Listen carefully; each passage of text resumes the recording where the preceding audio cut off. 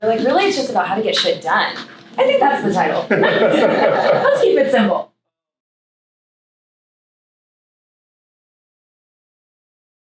I'm sure that all of you have New Year's resolutions. I'm sure all of you guys have goals. The truth of the matter is that as of January 23rd, 95% of everyone will already have quit or failed their New Year's resolutions, and only half the room started with one in the first place. Am I wrong?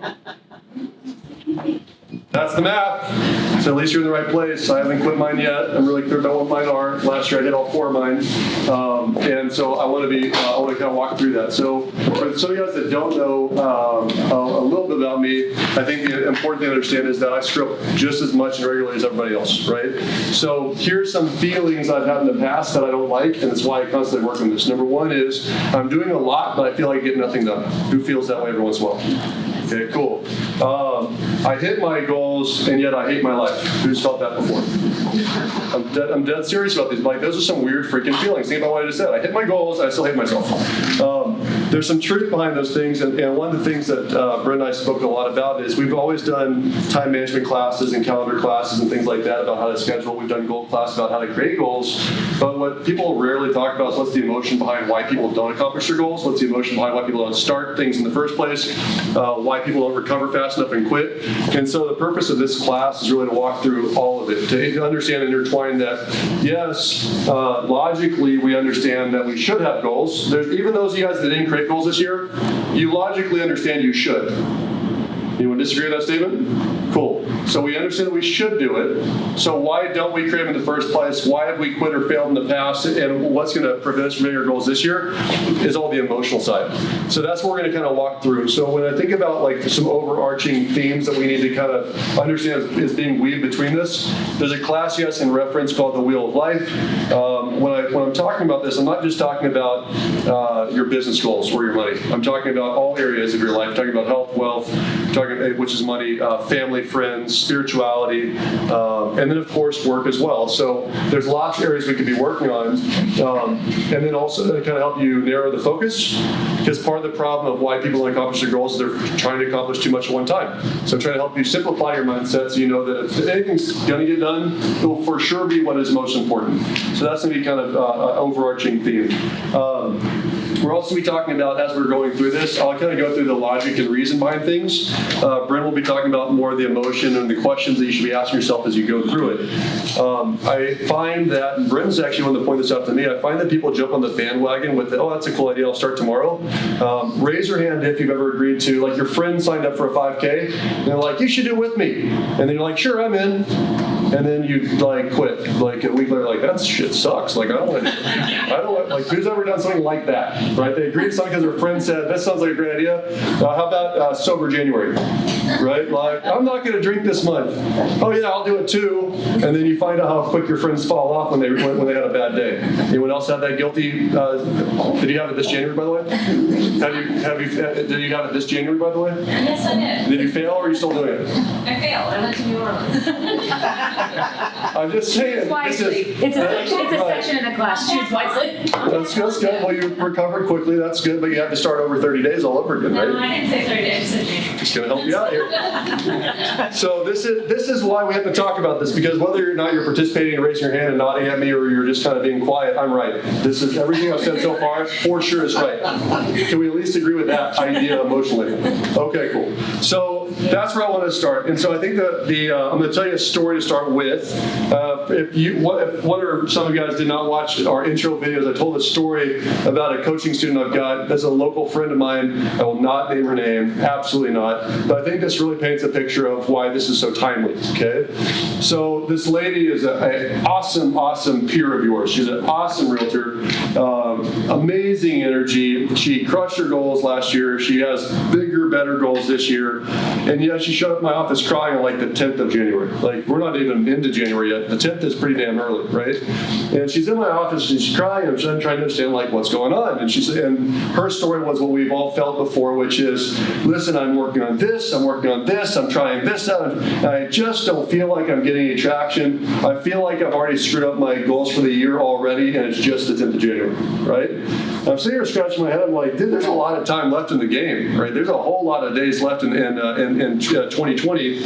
And so I just said, well, walk me through it. Like, what are some of the goals that you've got? And some of these goals, some of you will resonate with, right? So financially speaking, some of the goals she has, she wants to buy an investment property. She wants to pay off some debt. She has an income increase that she wants to do. She has business goals as far as doubling her volume. She's relatively new to the area, so doubling volume is absolutely doable. She's got lead goals. She's got activity goals like knocking on doors and doing expired calls, which you can't quite find yourself doing, even only through the 10th of January. So there's a lot of business goals, right? Now, we agree if she did all those things, that she'd probably hit, if she did anywhere close to half those things, she'd probably hit all the goals. We agree with that, right? If we actually door knocked every single day we didn't last year, if we actually did the expired calls every single day we didn't last year, then don't you think that the rest would take care of itself, right? You can pay down the debt and you can, that's really going to fall together, right? And the flip side is, okay, well, what about at home and family-wise? What are you working on there? And, it's well, I've got goals to be a better wife, be more in it, be a better mother, and have more time with my kids, and I want to lose some weight, and all these different things. So on the emotional side, you think about that, like which one's more important, where should you be focusing your energy, right? And we all know that one affects the other. So if we're screwed up at work, it hurts the home front. If we're screwed up at home, it hurts the work front. So we know we got to work on some things. I was like, well, cool. So far I heard you list off about 16 different goals. A little bit overwhelming. Who's guilty of doing that too often? They're going to change the world starting today, and they're going to implement everything effective immediately, right? So that was one of the mistakes, right? So we started talking through, and I said, hey, listen, I just got to be really direct. You're not going to get all that done. You're not going to get all 16 done, okay? So that's okay. But let's pick one at work and one at home. Let's for sure at least do that. So when you think about at home, of all the goals you listed off, I want to be a better wife, I want to be a better mom, I want to lose some weight, she had several at home. What's the one thing that you think is the most important thing? She sat there quietly for a while. She said, actually, I need to lose weight. I said, why did you come up with that? She's like, well, I need energy because I'm going to work my butt off. I need energy when I get home to give to my kids, right? And, I'm sure that I feel like I look better and things would be better in my relationship with my husband if I feel like I look better, right? Women, you know what I'm talking about? And that would probably be the one thing. I said, cool. So the only goal for you this year at home is to lose weight. Can we agree on that? That's the only thing. So yeah. So do you think that if you did that for you, that would fix everything else? So it would definitely improve every other area at home, okay? So then we started talking about work. I said, okay, you want to make these calls, you want to knock on these doors, you want to increase your volume, you want to pay down some debt, you want to buy an investment property. Those are all great goals. But of all those goals, what's the one thing the one thing that you need to do? And she answered very quickly, so that's usually an indicator that's probably the right answer. She said, all I think about is debt. All I think about every single day is I got to get out of debt. Every single day. Cool. So can we agree that if that's your one focal point, we're going to get you out of debt this year, that's the only business focal point, that the rest will take care of itself? She said, what do you mean? I said, well, if you literally have a sign in front of you that says, make the calls to pay off debt, or you make your calls to those expired calls every single morning, right? Yeah, that's your only goal that you need to achieve. You need to make some calls. And if you schedule these open houses, if you schedule 3 open houses every other week, would you probably do those? If your only goal, the only measurement is I pay off all my debt this year, yes or no? Yeah, I'd probably do those as well. So we really worked through all those 8 different business goals. The focal point being so simple as I just got to get out of debt and make that my mindset. Then the how to do it is a little bit easier. That's what it boiled down to. Is of the 16, we had one at work and one at home, and she was happy and smiling and sent me a gift afterwards. Okay? So I'm just telling you, the simplicity of recreating your priorities is super, super, super important to getting shit done. Right?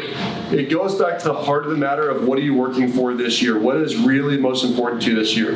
So going back to 2018, I was hurt, for sure. I was about to quit my business relationship. I was about to quit the core, which is super important to me. Certainly wasn't that engaged within my personal practice at work. And when I really boiled it down, I had my 4 priorities. I boiled it down to 4. My 4 were I wanted to feed my mind and mindset because I had a bad attitude, so I wanted to read a book every single day. So I read a book, a book every single week, so I read every single day. That was one priority, right? Second one was I wanted to be in the best shape of my life by my 40th birthday, so it made me work out every single day. That's all it was. Lost 28 pounds in 4 months. Yes, it kept me sober for 3.5 months, okay? The point is that I was really clear about what I wanted to do for sure to have the energy, right? I want to be an active participant at home, not a passive one, which forced me to sign up for coaching for my kids. So I coached my kids last year, the entire year. And the fourth one was I just want to do $1 more of unit income or volume at business, just fall forward. I didn't care about doubling. I care about being better than last year. Brynn, how much do we beat our business by year over year? One deal. Literally one deal. At the end of it, in the entire year, we did it in one extra deal for the year. That was the only priority. So it allowed me to mentally, in December, make some extra calls and make shit happen, because that's one of my only 4 priorities. I don't have 30 priorities. Like, I can't let this one fail. Does that make sense? So that's kind of the basis of what we're starting with, and I want to be really clear that we all have ups and downs. If we start by making a priority and a list of priorities and simplifying it, it'll help you out. So I'm going to go through for the next 2 minutes the how to do that, and then she's going to go into the emotions and the why you don't do it in the first place, okay? So the first thing you got to do, if you haven't done like a Wheel of Life, go watch our YouTube video. We did one a couple months back, probably 3 months back, on the Sigman team Facebook page. But if you don't have to do that, just start writing down everything that you really want, like what you think you want, everything that sounds cool, everything that you think you want. You know, you want to lose some weight, you want to make more money, you want to pay off debt, you want to buy investment properties, all the things that you think you want. I want to get in a relationship this year. I want to date my wife again. Whatever it is. Write down the things that you think matter to you, okay?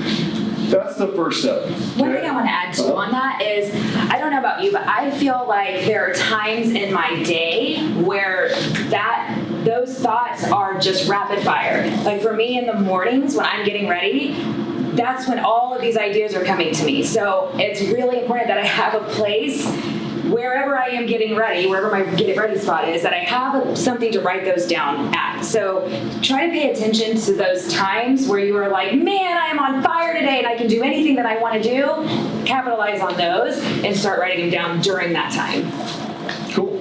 So get it in one place is the point. Don't have lots of sticky notes and don't keep it in the back of your head. Like, actually write it down so you can look at it, right? Second thing I really believe you have to do is you have to visualize it. Like, visualize what does it look like at the end. For real. Like, okay, I say I want to do blank. If I really get there, like, what does that look and feel like?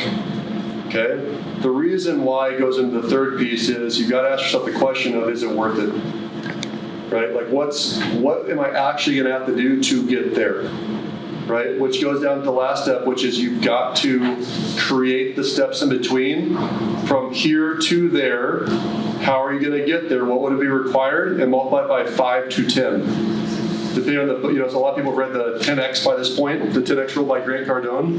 His theory is that it takes 10 times the effort or the time frame or both to achieve the goals you really want.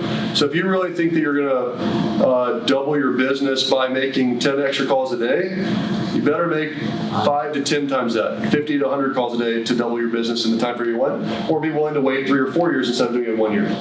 Does that make sense? So whatever that is that you think you do, the actual steps, the how-to steps, you got to visualize it and be willing to do the work of 5 to 10 times that. Ask yourself the question, is it worth it? Is the juice worth the squeeze? Yes or no? And the final piece is to redline it. So the whole point of this exercise is you've got to define and separate and go down to the priorities. So think of the story I just gave you, 16 things I want to accomplish. But when I start redlining, going through, yeah, I'd really like to, but not now. I'd really like to, but I'm not willing to do the work. I'd really like to, but this isn't great timing. Doesn't mean not ever. It just means not now, to define what are the absolute priorities moving forward for the next 3 months, 6 months, or 1 year, whatever the time frame is that you're doing your goals. Okay? So create the list, the how-to, 5 to 10 exit. Ask yourself the direct question, is it worth it? Yes or no? Am I willing to do the work? If not, redline it and see what you come up with when it's all said and done. Does that make sense? When you say redline, redline is literally put a red line through it. I got a list of 16 things. Think about my story with the lady I was talking about. We had 8 and 8, home and work, right?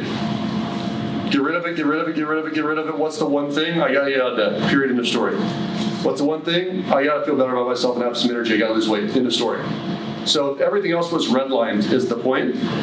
Again, it doesn't mean a not ever, it means not now. Let me give you a really great example of something that happened in my personal business, which will really paint this picture, because all of us are eager beavers to do stuff, but timing does matter here, okay? 3 years ago, my business partner lost his wife. Okay, so some of you guys knew Cindy. She's an amazing woman, as anyone would be. Dan was beside himself and a little bit absent for about 12 months. Fair statement, he'd tell you the same thing, okay? During that period of 12 months, he came to me about 6 months into it and said, hey, Josh, do you want to take over and run Legacy? Okay, meaning Texas stay dry, it's all yours. Now, long-term goals, and something I've been thinking about since I was 30 and I'm 40 now, is that in alignment with my long-term goals, do you guys think? Yeah, for sure. I'd love to run Legacy and I'd love that to be the case, okay? I asked for a week. Give me a week. I want to think about it. So to finish this story up and then hand it over to Brynn to paint this picture, my initial answer was, yeah, dude, thanks so much. I'd happily do it. Give me a week. I need to think about the logistics. And at first I was thinking, money. I'm going to have to buy him out. I'm going to have to pay him some stream of income, right? It's not going to just give it to me. So that's what I was thinking about a week I needed to think about. Well, I stepped away from it for the week. I started thinking about logistically, well, what knowledge and skills do I not have right now that I need to develop? How much extra time a day or a week would I need to learn what I need to run this business, right? What personal cost would it be to me? Because with every gain, there's a loss somewhere else. I do believe in that. Where am I going to lose? And at the time, going back 3 years ago, I had a 9-year-old, I had a 6-year-old, and I had a 4-year-old. And I was just at the point for the first time in my life 3-4 years ago where I was working a true 40-hour week, true 40. And I worked really hard to get that 40, to be, present with my kids and my wife. So a week later, I came back and said, dude, I really appreciate the offer, but I'm not ready. I hope you'll consider me in the future, but not now. Now, I want you to think about that, okay? The company did $1.5 billion in volume last year. It's a pretty good company, okay? I said no, not because it's not ever, red line. It's just not now. It wasn't worth it to me. It's not the right timing. But if you just say yeses in the moment, hey, want to run this marathon with me? Yes, sign me up. You're gonna fail quickly if you're not really sure about it. Does that make sense? Any questions about prioritization and how to do this list? We're going to finish up the thought process about why people get screwed up here. Okay, so I'll paint the picture for you guys as far as when we were coming up with this class and what should we teach in January, how do we make it different, how do we make it more relevant. 2019 was a year of sheer chaos for me personally. Everything was coming unraveled. I was committing way too much, way over committing, thinking I can do it all, and losing all of my organizational tricks that have kept me on point because even I couldn't stay on track with that anymore. So it became a very uncomfortable place, and I'm like, holy shit, this has to be fixed like ASAP, right? So I think that we probably have all found ourselves in situations like that, and it goes back to what Josh said in the beginning, is that we commit quickly and we commit too often. So jumping on bandwagons, like you said, hey, do you want to run a 5K? Sure, I do. Let's do it. And then you don't really know what it takes to do that and what kind of time commitment it is, nor have you thought about it. And so you fail,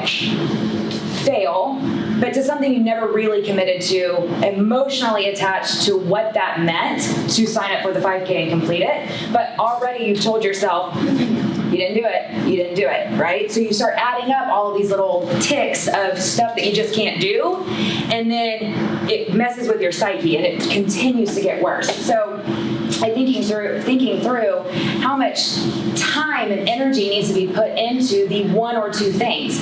That's where your list comes in, right?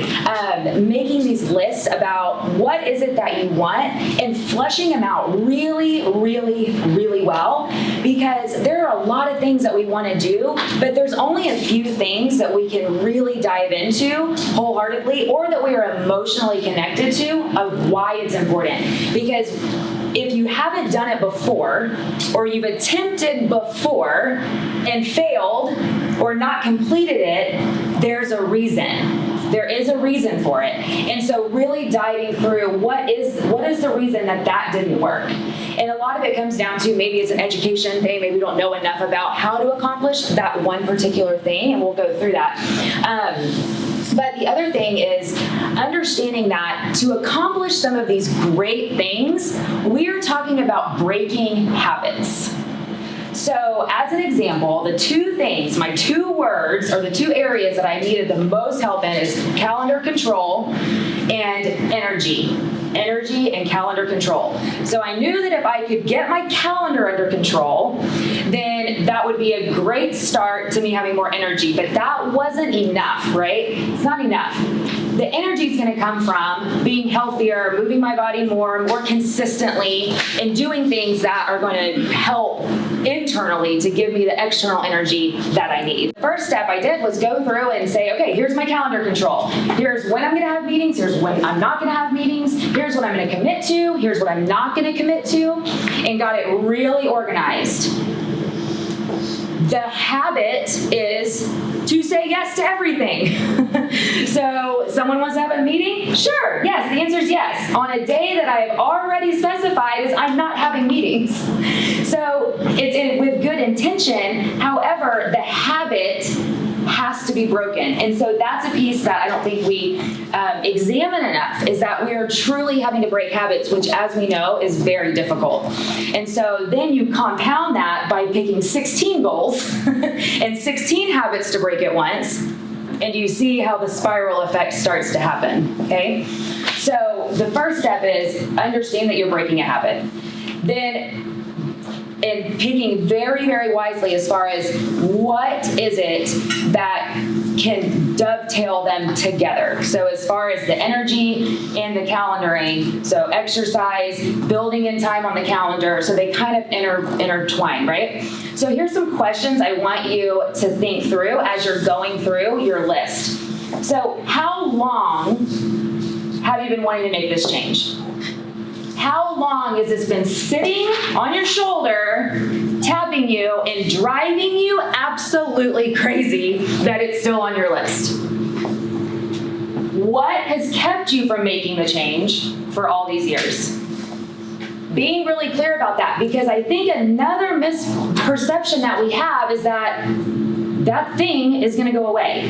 That thing that is a struggle is somehow going to magically disappear because it's a new year. And that's simply not the case. Identifying what it was, again, that has derailed you. Why is this important? What will this do for my life? What will this do for the people that I love's life? How can I show it better for them? And keep asking yourself that question over and over again, because the surface is not going to be enough when shit gets hard. That surface answer is not going to be deep enough to keep you going, okay? So keep digging into that. And then pick one thing. If you're thinking about the wheel of life, there's 7 categories. Picking one thing from each category is a great place to start, but I still think it's too much. So you can pick those, but from there, then go even further and deeper to 1 or 2 things that you can drill in as the one thing, right? There's a book about it. I have not read it, but seems kind of self-explanatory. The one thing that will hinge off of each other to make the impact and have the impact that we need it to have, okay? You actually did read it. Huh? You did read it. I did read it? I need to reread it then. Do we have it in book club? So this goes into, I want to talk about choosing wisely as well. So choosing wisely is, again, addressing that why and getting all the way down to the root. So and having almost a reframe of why you're going to do this. So personal example that hopefully can maybe help shed some light as to how far and how deep you can go with these actions. So my son, Weston, type 1 diabetic for 2 years now, and we just recently got him on his first insulin pump, which is incredible, right? So for those of y'all who don't know, if you are a diabetic, your pancreas does not produce insulin to break down the sugars in your body. So you either do manual injections or finger pricks and manual injections to test your blood sugar and then adjust before you eat. Well, we've done that for 2 years, got him on an insulin pump. When we started, like pre-pump, he was in range 41% of the time. Pre-pump, 41% of the time. That's how much we could manage on our own. 2 weeks, 3 weeks later, he's bumped up from using the pump to 71% in range. So I'm seeing these drastic results, right? I'm like, gosh, that's incredible. So I felt like, okay, this is an opportunity to really address all of our eating behaviors and all of our relationships with food as a family, because it's almost like with an insulin pump and not putting really nutritious foods in his body, it's like painting a fresh coat of paint on a wall that has mud on it. It's like not cleaning it first or something. So I saw this as an opportunity to transform the family's eating habits and use that then to provide more energy and use it as quality time so we can meal prep and talk about food and make it fun. And so it created an opportunity to kind of address a lot of those things that were driving me crazy all in once. But it wasn't about diet, and it wasn't about looking hot. It was about a deeper reasoning behind the health of Weston, starting with him. But everybody's gonna take advantage of it, right? Everybody's gonna learn, and we'll all be better for it. Cool? So ask yourself those questions. Cool. I love it. No, that's good. Here's how I want to finish up that section and move on. Just remember that everyone tends to process logically, but they choose emotionally. It's a sales thing too, by the way. Everyone will process logically, but they always choose emotionally. So the way that she broke her habit, like how many of you can relate to, I want to eat better and diet and lose some weight? It's a logical answer, yeah. I want to lose weight and I want to look better. Period, end of story. It's a logical thing. And I know what I need to do, eat better and work out, right? But it was an emotional choice that ultimately made the change. Okay? When people are picking you in sales, just to help you guys out with sales too, just remember you can say everything that you're great at. You know, like I close on time, I close accurately, I communicate. But ultimately, if you don't like me, emotion, I'm fired. If you don't trust me, emotion, I'm fired. If you don't trust me, do the job. It's the same thing, same principle you need to address with your goals. Emotionally is what change is actually made on. Does that help you guys? Cool. Take 2 minutes. 2 minutes. No more than that. Jot down the top 5 or 7 things that you want to change in your life. Just start the priority list. 2 minutes. Just keep building out that list. Follow the steps, look at the how, who, what, when, where, why, and how, redline it, and then pick that moving forward. But I don't do that today, because you're not going to remember much after today, to be completely honest, unless you go back and rewatch the video, right? So finish it up today, take your time, but get it done today, okay? I want to move on to the next section, which is next two, which is really setting yourself up for success in general. There's some key components, which is the education piece and then the accountability piece, I think, that is missing from what most people are doing, okay? So what I mean by that is we think we know the best way to build our business. We think we know the best way to lose weight or whatever. We think we know. But the education piece should not be missed, right? We can drive a whole long distance in the wrong direction and still not hit the target. But we could be doing a lot of work in the meantime. And I find in business and personally, we are all quite often guilty of that piece, right? Meaning, I myself a great example. So I've had a personal trainer for 6 years in a row now, right? Yet I always fluctuated and get this 40 pounds a year every single year. Was the working out with a personal trainer the issue? No. What was the issue? nutrition. The diet, thank you. Everyone knows that. 70% of losing weight, getting in shape is diet. I also, turns out, as my size, I can drink like a fish. Okay? I've got very long legs. It takes a lot of bourbon to get these legs full before I start to feel something. Turns out that each of those bourbons has a few calories to them. Okay? So my point is that I was driving the wrong direction for a long time and just getting really frustrated is the simplest answer I can give you. So when you think through the education piece of who, what, where, why, and how, it's really important, whatever that priority or 2 or 3 that you come up with for the year, the next step is to take the time to consult somebody that's a professional in that area, whether that be in money, whether that be in physicality, whether it be in spirituality, whether that be in business building or whatever, team building. Find somebody or multiple people that have done it before and have done it well that you admire to go ask questions from, and don't ignore the advice, okay? The whole idea is that we're looking for shortcuts, right? Like, I would rather hit my priorities in 1 year versus 3 years. Getting done in 3 years is great. At least you got there. I'd rather get it done in less time, and that starts by letting somebody else have the landmines and then telling you how to avoid the landmines, okay? So some examples you can do, now be careful with what you watch, but YouTube and podcasting obviously are some sources that you can go to for some experts in basically any area that you have. If you don't know somebody locally that you can sit down and have coffee with, which I think is the best answer, then obviously there's information at your fingertips through books and podcasts and things like that, okay?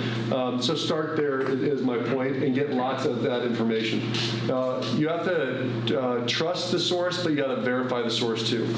Okay? It's weird to me. Do you guys know that there is a plant-based diet? You guys have all heard of a plant-based diet? You know that there's a carnivore diet too? Plenty of information on the internet about just eat meat, literally no veggies. That's the best way to lose weight.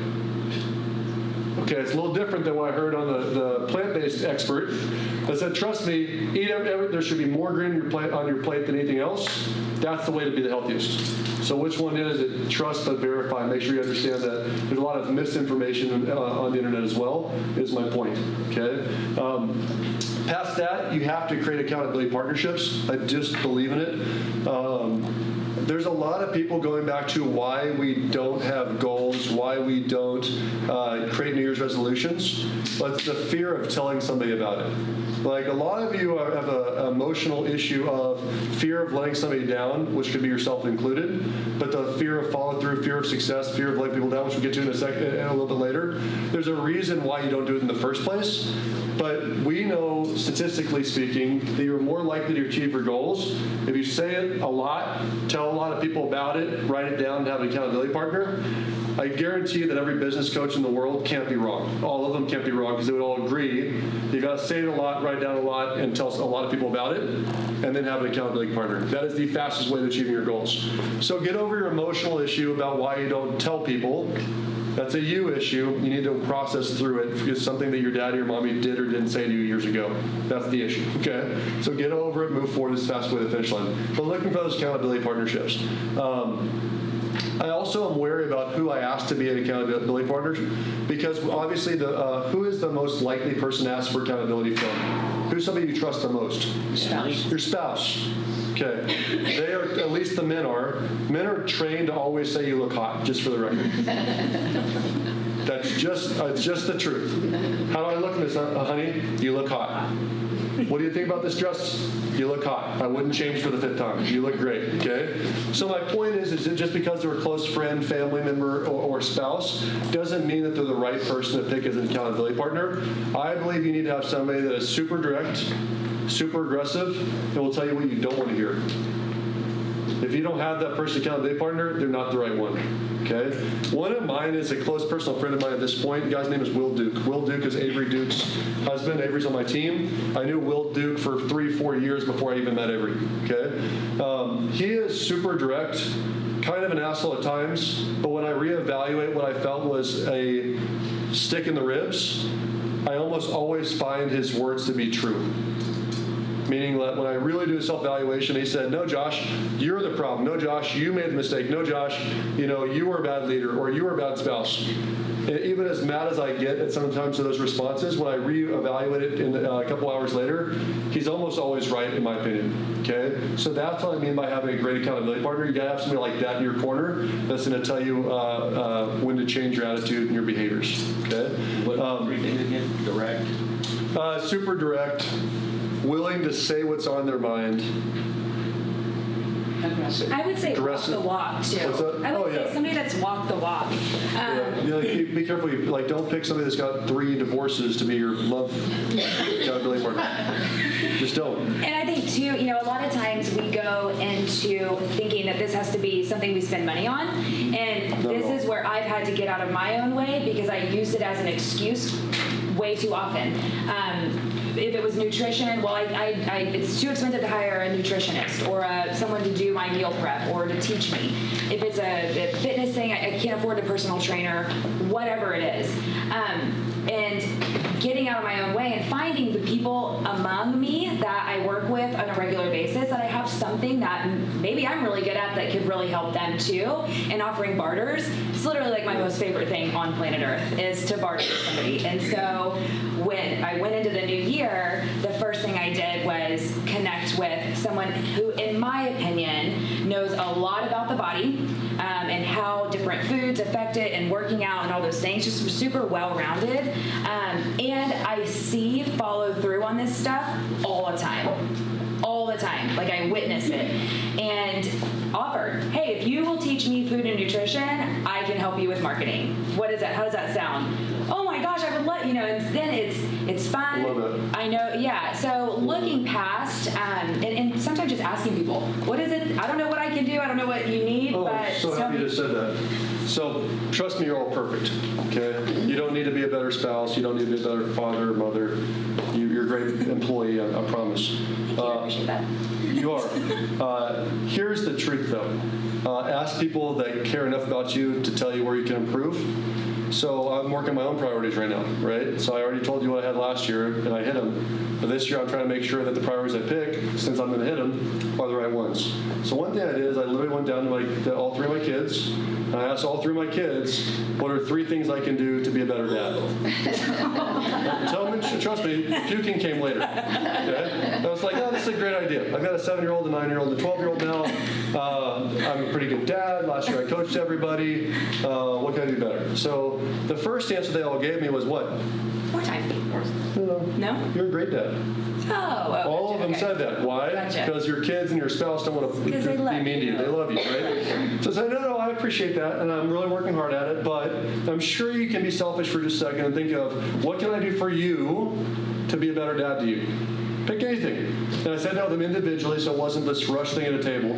So I'm going to read mine to you. Some of them I'm ashamed of, would be the best word, but now that it's top of mind, I will for sure fix it, and I've been already working on most of it, okay? I've never assistant coached Presley in soccer. Specifically, that's what she wants me to do, because I'm not a soccer player, and I don't like Texas Heat. So I've always picked, things that I like baseball is something I enjoy more, or basketball because it's indoors, right? My point, though, is I've done other things for her, but she wants me to do soccer, so that's one thing she wants me to do. Somehow I missed this one. This isn't a shame thing. My youngest daughter does not yet know how to ride a bike. Oh my gosh, we missed that too. with Teach how to Walker. ride a bike. Got the first 2, missed the third one. Here's Okay? the good thing about that. I will say, don't feel bad. If you wait long enough, they just hop on and start riding. So Well, I felt like an idiot. I was like, oh my God, I never taught you how to ride a bike. And I looked back, Like, oh yeah, you're I got upset. pictures of my other kids with me pushing them off. And the third one I've just forgotten about. third kid syndrome, real thing, real But life. this is the third one, though, and this one crippled me. She said, don't travel as much as last year. It's like, oh wow, you noticed. Like a 7-year-old notices, right?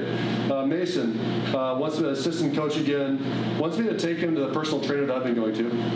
So he wants to get stronger and bigger as a little 9-year-old. He said more ranch time with him because I take my oldest a lot, right? That's not a big bummer for me, right? Right. Here's the crippling one from Mason: less yelling. Really? Let's try to be transparent. Who am I hardest on? Yeah. I've got 2 girls and a boy. Yeah. My boy is the most emotional of the 3. He's most like my wife. So it'd be like me yelling at my wife every day. How well does that go for you girls? But how I took it, dude, I respond well to direct threats, things like that. That's how my parents raised me. No problem. Once less yelling. Okay, I haven't yelled since we've had this conversation, at least at him. The girls can take it. The girls didn't ask me for this, so I'm not working with it. For Aubrey, go to the ranch more as well. More family walks was interesting. The third one, though, she said, let me explain arguments before you assume I'm wrong. Oh my gosh. 12-year-old. Okay? That's really good. Here's just trying to be transparent. I felt like I was doing really great after last year. I did what I said I was going to do. I coached them all, right? There's always something to work on. So my point here is ask. Like, ask somebody that's going to love you enough to tell you the truth. And if they just say you're great, say, no, I need something to work on in business, in your money, in your spirituality, in your family, in your health, or whatever. They've got to be willing to tell you the truth. That's the how. That's the accountability partnerships you're really looking for. And to educate you, because I do want to put an emphasis on this. I've done a couple of really, really hard things. The first one was budgeting. Most of y'all know that we've been on this 5-year budgetary plan where I have to do a financial physical with my boss every single month. Once a month, I have to turn in every dollar that I spend. That's terrible, you guys. Have y'all ever had to do anything like that with your boss? But I've done it, and he's done it. Which is super impressive. And this is my husband, by the way. Pretty weird. And it's really, really, really hard. He asked me, we have a podcast coming out too, shameless plug, and it's all about money. And in the very first podcast episode, he said, why did you not budget before we started? And I said, I don't know what the answer was then, but I know what it is now, is that I didn't know what I was doing. It's hard. We are missing information, 100%.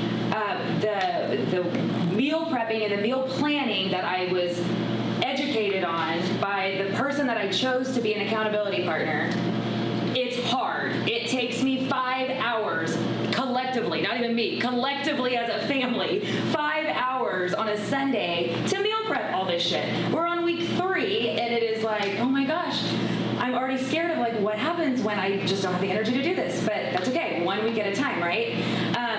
There's education, and with that comes huge learning curves, and it gets hard. So again, I'm going to keep repeating it. It has to be somewhere, like the what you're doing has to tie so deep that you can continue to ride this really hard shit that we get ourselves into, and learn and be willing to take that learning curve, because we don't. Part of why we haven't done it in the past is that we don't know enough about it and what it actually takes to get it done. I want to finish up this section, and I'll help you with your first list you guys created, okay? So the last piece that I want to finish up on this area about setting yourself up for success, we all know that the shorter the unit of measurement, the more likely you are to achieve your goals, period, in the story, right? So what I'd like you to, and what I mean by that first is, what is the time or metric associated with achieving the goal? That's a weekly, you can create a weekly scorecard off of, okay? So for example, maybe yours is, just to stay on theme, you're gonna work out 3 times a week. Cool. Maybe you're going to only drink 1 time a week, or maybe you're going to only have 2 drinks a week, or maybe it's going to be I'm going to be plant-based diet 6 days a week and I have 1 cheat day. Okay? Those are all measurable ideas, right? But we have to do a weekly scorecard based on measurements that's purely pass or fail. You either did it or you didn't do it. Like, one thing that's so weird to me is, and I used to lie to myself and my accountability partner, my trainer, he would say, hey, how was your diet this week? And my answer used to be, pretty good, right? Because most of the time we make good choices a lot, but then it turns out that I host a lot of agents to happy hours and lunches and breakfast, and then my wife wants pop bottle wine and these things, and I was kidding myself about what the measurement was to define what healthy eating was, right? Now I can say I drank this week or I didn't. pass, fail. One drink, fail. End of story. That's the measurement for January for me, right? So when you look at that one priority I circled in the first list that you created, just the one you asterisked, I would like you to write down what would be a measurement point, something weekly that you're doing to achieve this priority, so you understand what I'm talking about. And number 2, write down what do I need to learn from, or what do I need to learn about to give me a better chance of achieving this. And number 3, who is somebody I could approach for accountability in this area. So 1, 2, 3. One is, like, what do I need to learn? 2, and I'm doing it out of order this time. 2, who can I ask to be an accountability partner? And 3, what is the unit of measurement to achieve this priority? 1, 2, 3. Just go ahead and write down your 3 answers for that one priority you've already asterisked. What I need to learn, who am I asked to hold me accountable, what's the unit of measurement for the week? Pass, fail, yes, no.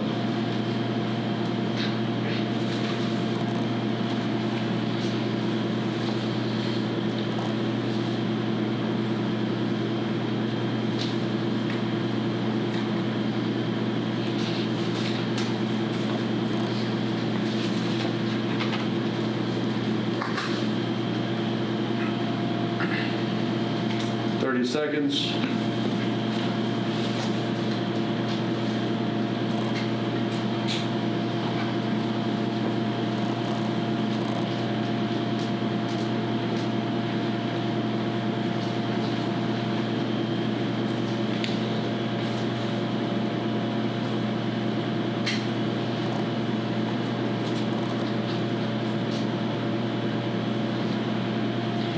Just remember this last piece and we're moving on.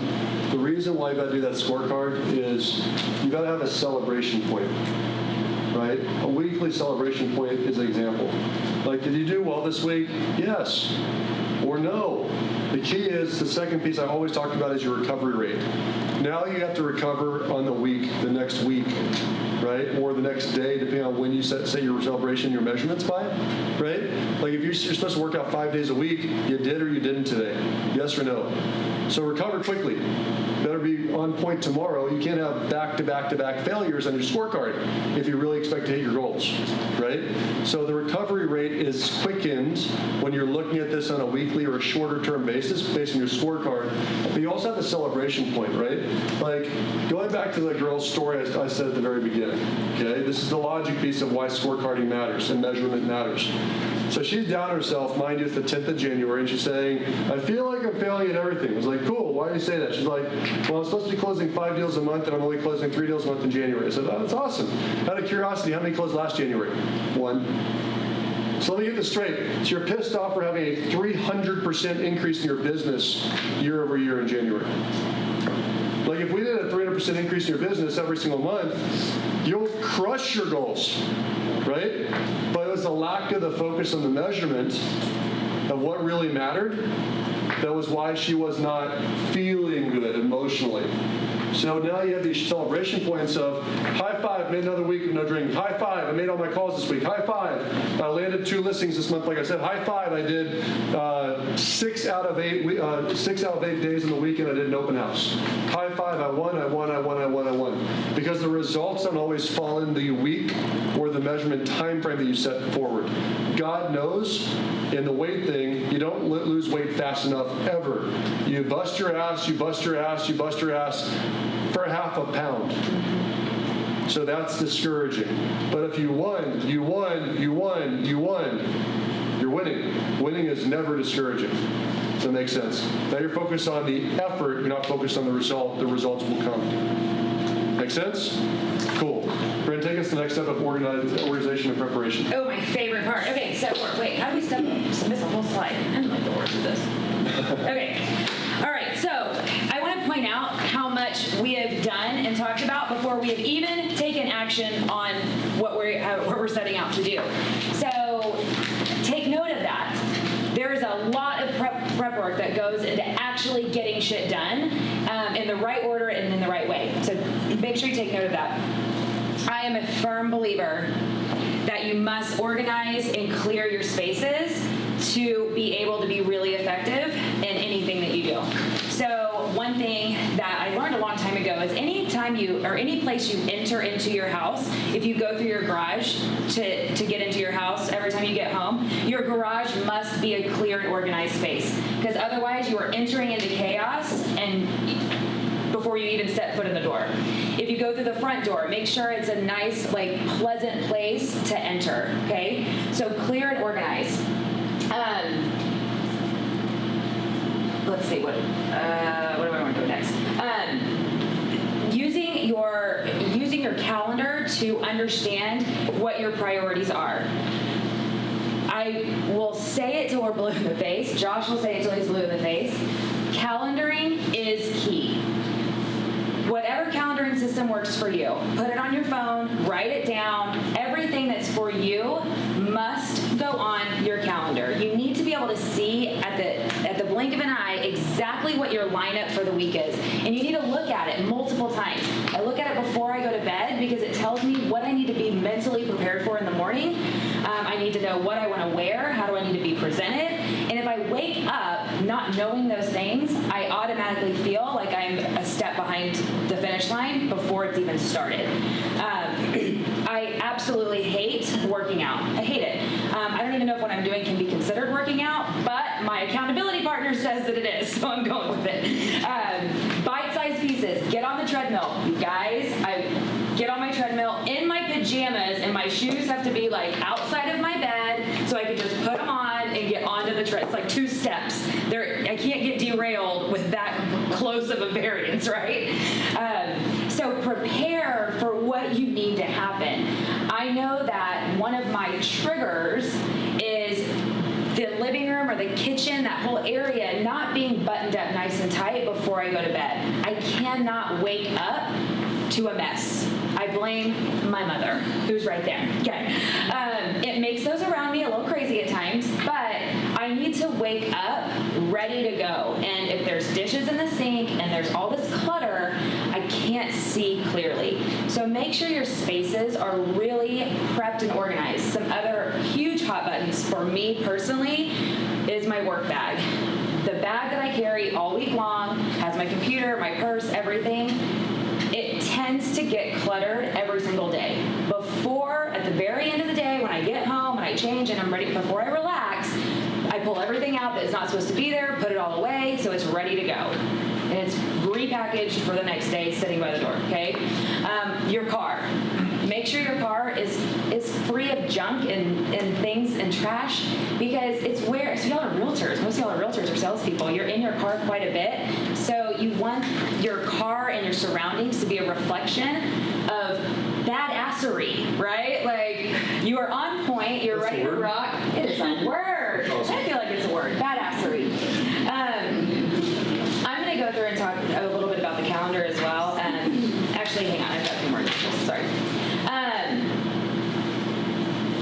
This is something that I've been doing to help me with my two goals. So one, meal prepping and planning and eating more clean, working out, and then controlling my calendar.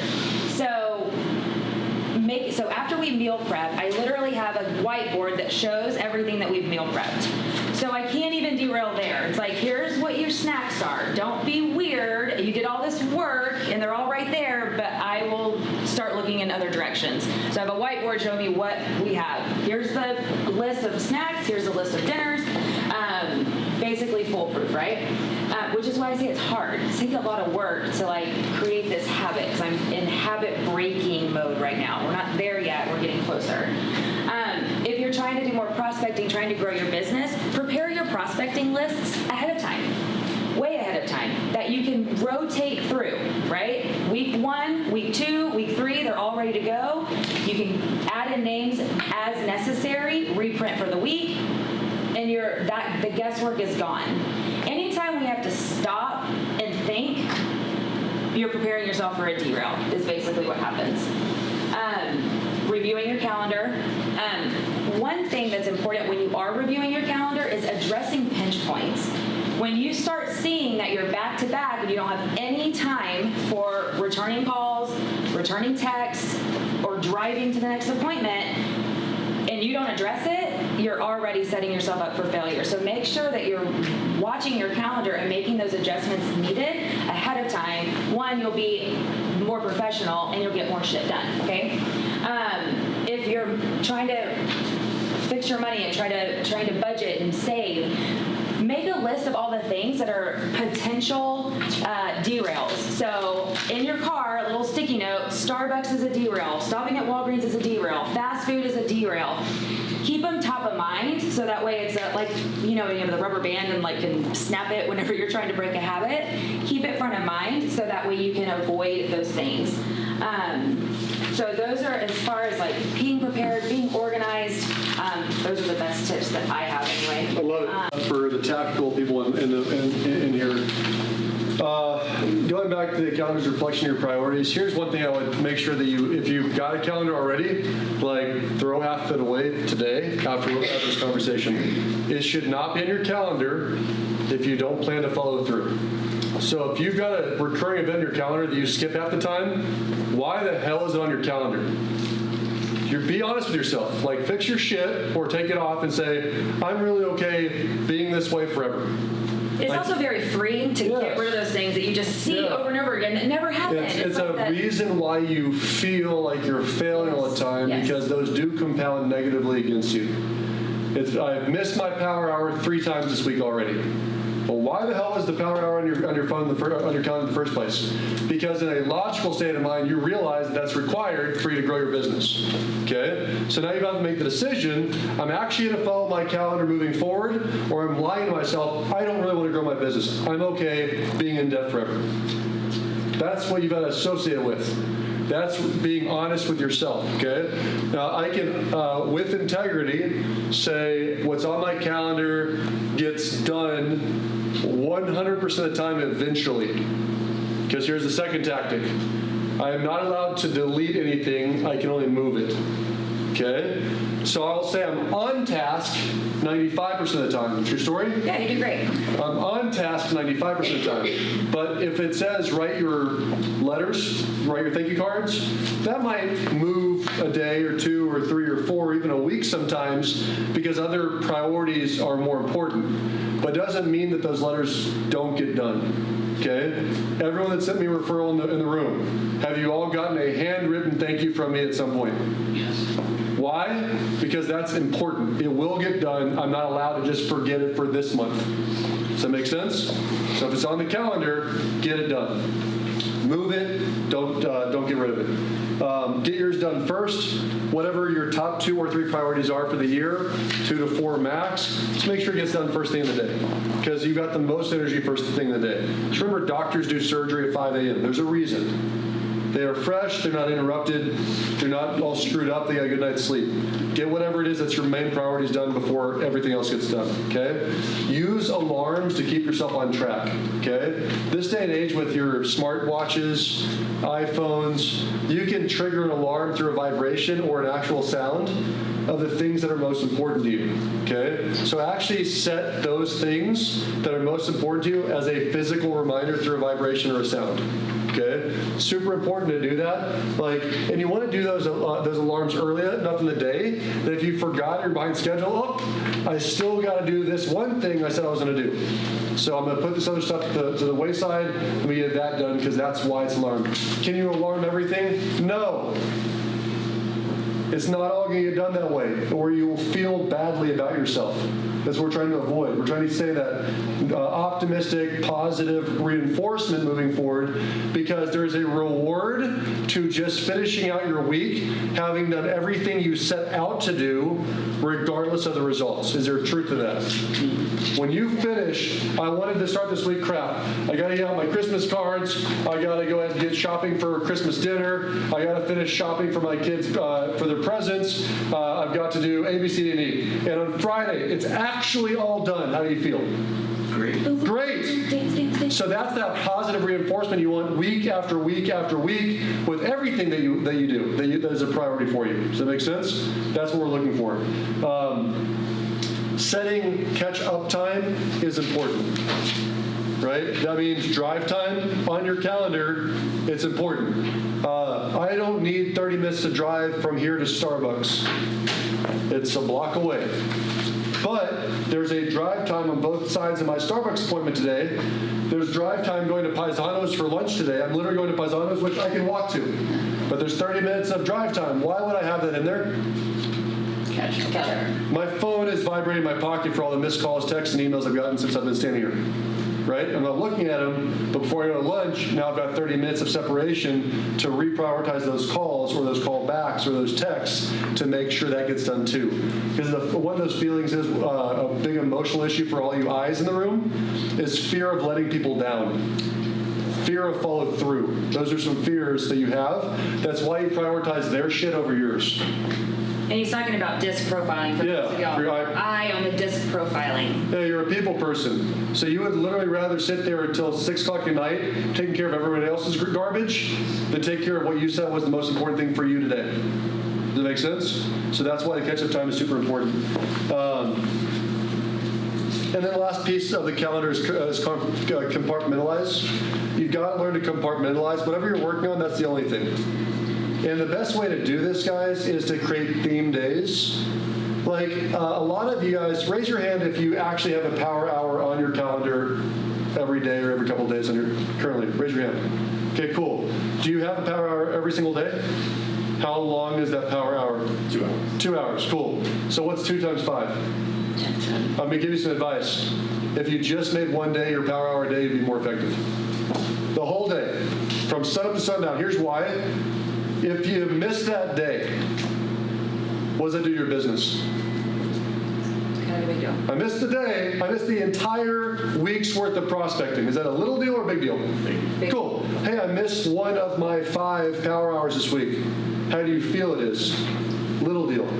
That's still 20% of your business. 20% is a little deal or a big deal? A big deal. So when you're compartmentalizing it, put it as, today is my, she does a lot of meetings in the office, marketing meetings, things like that, right?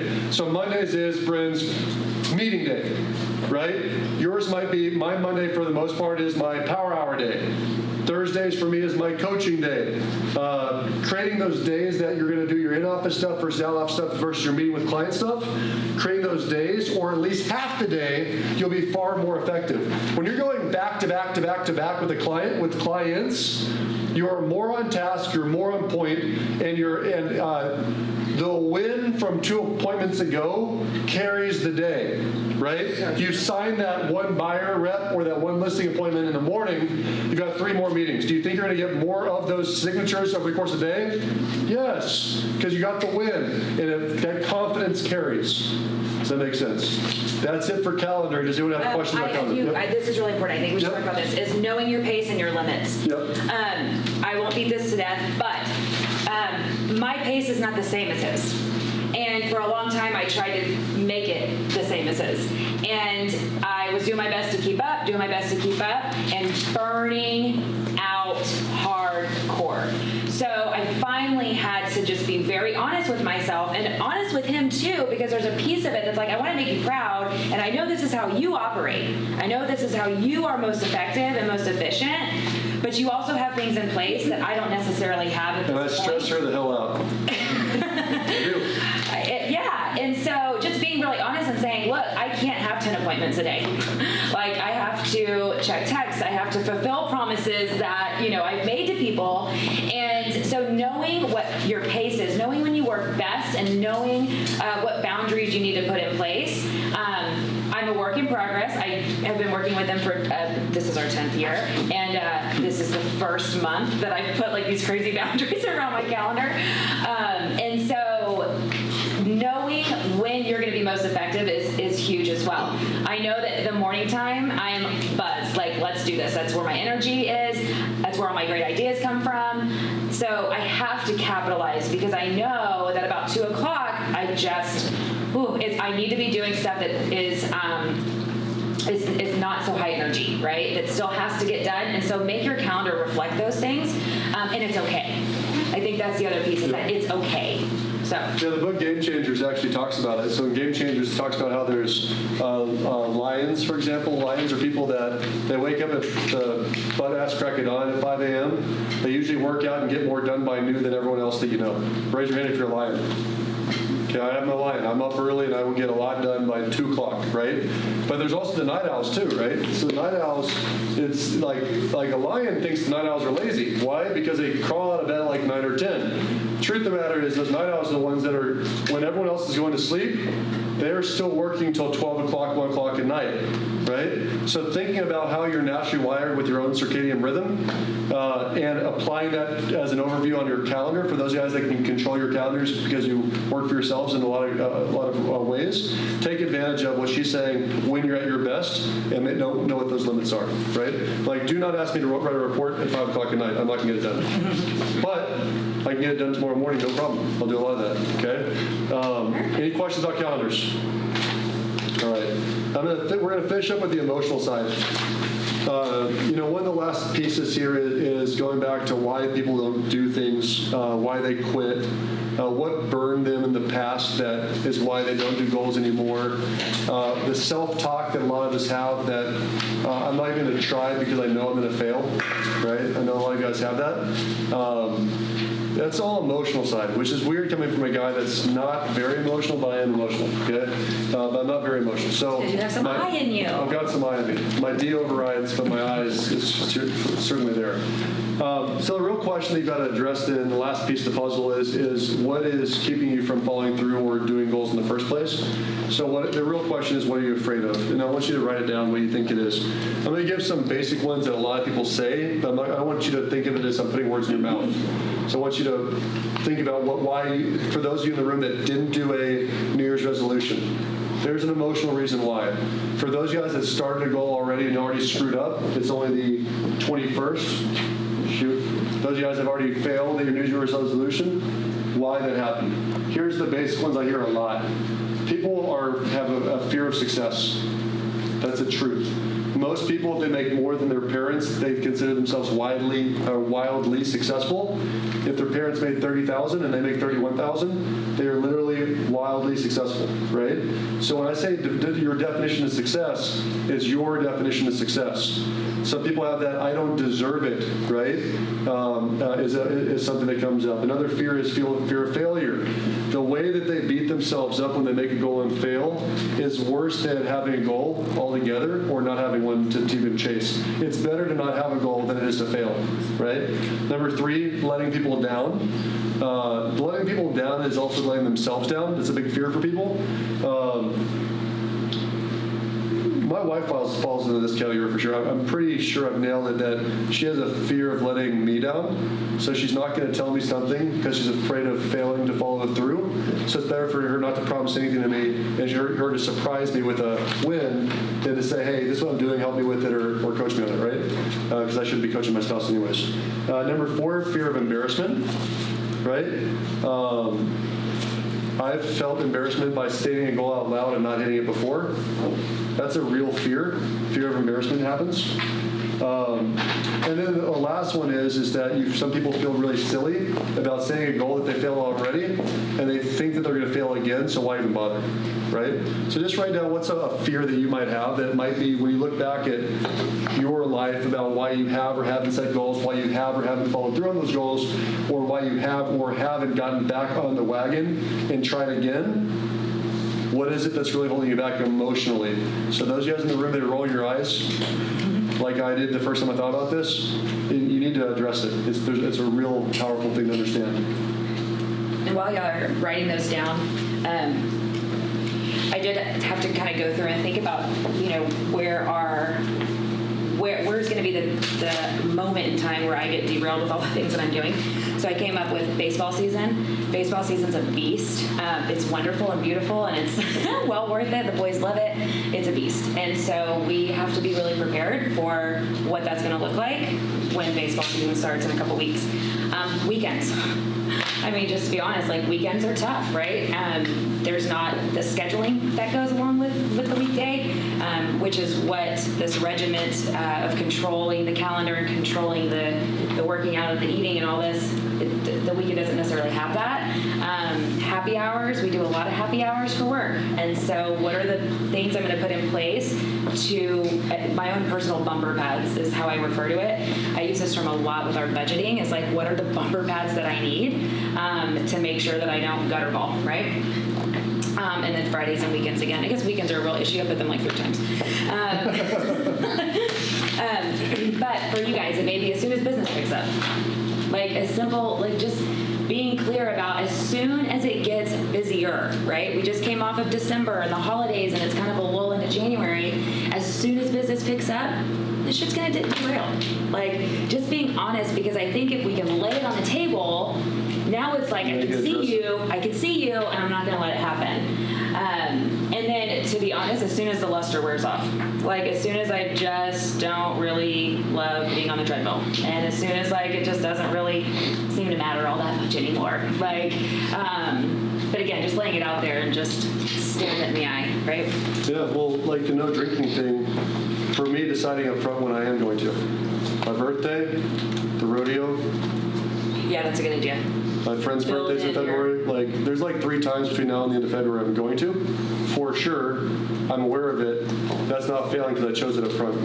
Does that make sense? And it's like little sprints, you Yeah. know, like you can get through this next little piece because And you then I can get. reward myself with a rodeo. Thank God rodeo is like 12 days long. It's going to be an awesome rodeo. Just joking. Again, choose wisely. Right. Choose wisely. So, you know, the big thing there is whatever you wrote down as your fear, you got to address it and just realize that fear, and this is one thing I say a lot to my coaching students, fear is not a reason to do or not do anything. Fear is not a reason to do or not do anything. So if you recognize that this is something that's held me back, that is not a reason to not pursue your goals. That is not a reason to not try again. Fear is not a reason to do or not do anything, okay? And so here's the thought process that I want to finish up, so it kind of helps you take the step. When do most diets start? What day of the week do most diets start? Wrong. Tomorrow. Okay? I want to start my diet. I'll start tomorrow, so I'm going to blow it out of the park tonight. Tonight I'm going to have 3,000 calories of cake, right? Who's had that honest conversation with this? I'll stop drinking tomorrow. Tonight, I'm going to be on a different planet. Usually I say Monday. Right? Like I'll start on Monday. Right. It's a good solid like. Yeah, so I'm just telling you guys, like, you have to understand that's an issue, which is why you need to start today. Like, don't start tomorrow. Action starts today. Stop thinking and planning. Start doing. The treadmill that I believe you should all be aware of when you really think about how do things really get done in business and at home. Here's the cycle I want you to think about, and the last thing to write down, okay? Step 1 is you got to start. Start doing, right? If you said, I'm going to start calling I'm starting making power hour calls, cool. Today, start today. Just do 20 today. Start today. That's what you said. You wrote down one priority that you start. Whether it's business, money, health, or whatever, start doing something today to impact that. Start. And if you don't know what to do, ask someone. Yeah, let's start. Number 2, measure. You've got to measure. Remember, I worked out with a trainer for years and still fluctuated 40 pounds a year. Last year was the first year I stayed within a 3-pound range, and I'm 219 today. A 3-pound range from February 23rd till I weighed in on January the 6th. 3 pounds. So I really measured the real issue. Okay? The third thing, you've got to evaluate. So now you've got these scorecards that you're winning, losing. I'm measuring. I'm making the calls. There's got to be result measurements at some point. So when you're looking at those results occasionally, you got to evaluate, is what I'm doing still the right plan to get me what I want the fastest? Right? Is what I'm doing still the right plan to get me what I want the fastest? What's the evaluation of it? Or do I need to change the plan a little bit? Or have my priorities changed? That happens too. Yeah, like sometimes I want to lose 20 pounds, but you feel really freaking good at 10 pounds. Yeah. Like think about that. Like you're throwing an idea out there, but you get to a point where I don't want to close 6 deals a month. I want to close 5. 5 is just fine for me to hit all my goals. Does that make sense? So you got to evaluate that piece too. You've got to tweak is the next step. So tweak it. Guess who's in charge of the goals? You are. It's your vision. It's your dream. whatever it is, right? But after you've measured for a period of time, not a week, for a period of time, and after you've evaluated with somebody and you're honest with yourself and your accountability partner, of is this the right track? Should I stay the course or not? Tweak it as necessary, and then start again. That's the recovery piece. Because there's going to be plenty of times this year that you'll start, you'll measure, you'll not like the results, and at the end of the day, you'll just stop. Instead, when you hit that point, tweak it and start again. That's the rotation that's required for every professional ball player, for every professional business person, for every CEO or financial planner. That's the process that's actually happening. But they're doing. They're not talking about doing. They're doing, they're measuring, they're evaluating, they're tweaking, and they keep doing. Does that make sense? Final thoughts, Brynn? All right, cool. Did everybody learn something? Everybody learn something? Is everybody feel like more prepared to get shit done this year?